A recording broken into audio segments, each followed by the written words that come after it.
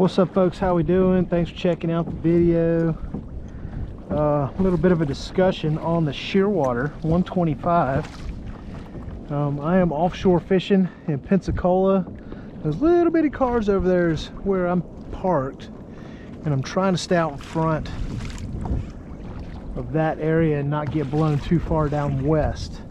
The wind and tide are blowing in my face, so I'm using the pedals to just kind of keep plugging away east, fighting the wind a little bit. I do have the Bixby jet sitting up on the back of the hull, just waiting in case I need it. Sometimes I like to save it until halfway towards the end of the trip. Once I start getting a little bit hot and fatigued, you know, then I'll drop the Bixby jet in. But it is a lifesaver out here on the big water sometimes, especially when the wind and the waves kick up, to be able to have an electric motor to power you through some spots. The Shearwater is built for this kind of water though. Lots of waves, lots of current, lots of wind. I can move this boat around with the pedals like I'm doing now. The seat will kind of cock back and make it a comfortable pedaling position. And of course with the paddle and with the Bixby. So 3 modes of transportation, or 3 modes of propelling your kayak, is a huge advantage to just having a paddle, right? This little device on my wrist is how I control the Bixby: forward, backwards, and stop. And there's several gears for both forward and backwards. Of course, the forward gear is going to be the you're going to get the most power out of the forward gear. Of course, there's some bait way off out in the distance there. But yeah, the Shearwater is made for this kind of fishing. I've got about a 1-pound hardtail trolling behind me with this setup. This is a Calcutta 700B Shimano. Waiting on that thing to get smashed.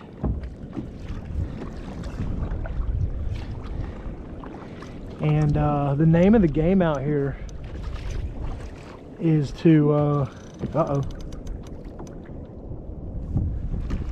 name of the game out here is to catch bait off the sandbar, get bait in the water on a big live bait rod and rig, or rod and reel, and troll that sucker around in the deep water. And you never know what you're gonna catch. Mackerel, Spanish mackerel or kings, cobia, mahi, come on now, tarpon. Probably wishful thinking, it's a little early for the tarpon, I believe. But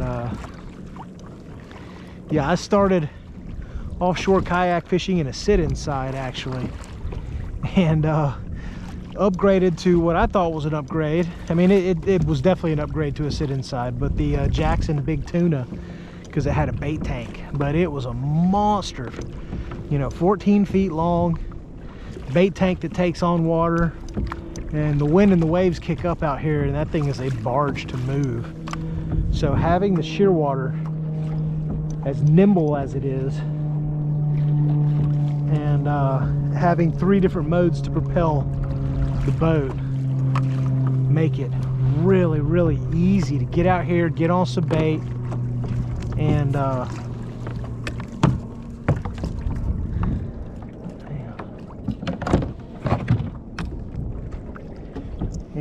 get baits in the water and just spend time out here. I'm probably in about 40 foot of water.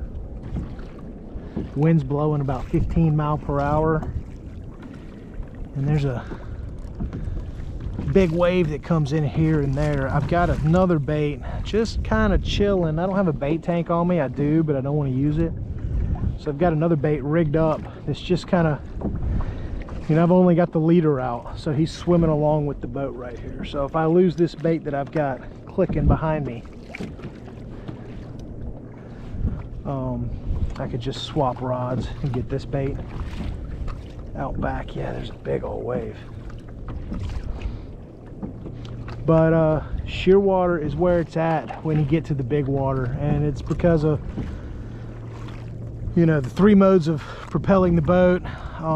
The hull is also meant for long straightaway distance. It knifes through the water. Now that hull design is great for long distances going straight because it helps you track. Ooh, that was a thump. Felt that. It helps you track into the wind, into the water. Well, you still have to be careful about getting the boat sideways, because when that very pronounced hull gets sideways, it's no longer knifing through the water. It's essentially a fin that's getting pushed from one side or the other. But yeah, like I said, awesome boat for this kind of water. This is what it was designed to do, is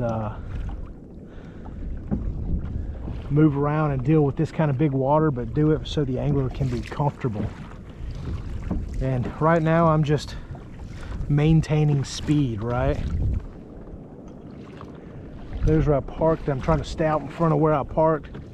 I don't want the wind and the water to push me off miles down the beach. So you always got to pay attention to that. Look at this wave right here. But awesome kayak. If you're going to do some big water fishing, I would strongly suggest taking a look at the Shearwater. Of course, you want to demo everything you can, but you know, right off the bat, you know, having the Bixby system, the X drive, and the paddle is going to make your life a lot easier. So thanks for checking out the video. Y'all take care.